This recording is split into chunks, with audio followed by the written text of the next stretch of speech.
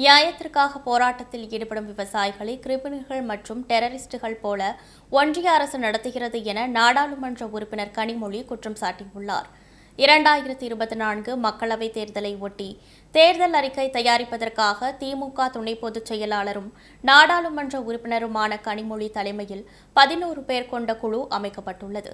அதன் மூலம் உரிமைகளை மீட்க ஸ்டாலினின் குரல் நாடாளுமன்றத்தில் ஒலித்திட வேண்டிய தமிழ்நாட்டின் கருத்துகள் என்ற தலைப்பில் பல்வேறு தரப்பினரின் கருத்துக்களை கேட்டு வருகின்றனர்.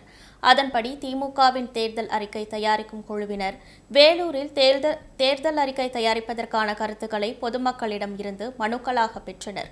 இதனையடுத்து செய்தியாளர்களை சந்தித்த கனிமொழி, திமுக ஆட்சி வந்த பிறகுதான் எல்லா நிலைகளிலும் தமிழ்நாடு முன்னேறி வருகிறது என கூறினார். இன்னைக்கு நம்முடைய திராவிட முன்னேற்ற கழக ஆட்சி வந்த பிறகு முதலமைச்சர் தளபதி அவர்களுடைய ஆட்சிக்கு பிறகுதான் இன்னைக்கு தமிழ்நாடு எல்லா வகையிலும் எல்லா துறைகளிலும் முன்னேறக்கூடிய ஒரு நிலை உருவாகி இருக்கிறது.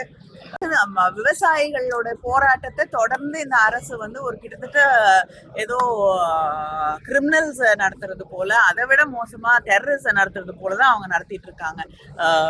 அவங்க மேல கண்ணீர் புகை வீசுறது, இரும்பு கொண்டு போய் அவங்க வரக்கூடிய பாதையில அந்த கம்பிகளை வீசி எறியறது, அப்படி தொடர்ந்து அச்சுறுத்தல், பல இடங்கள்ல கைது என்று தொடர்ந்து அவங்க அந்த விவசாயிகள் நியாயத்துக்காக போராடக்கூடிய விவசாயிகளுடைய குரலை கேட்பதற்கு தயாராக இல்லை.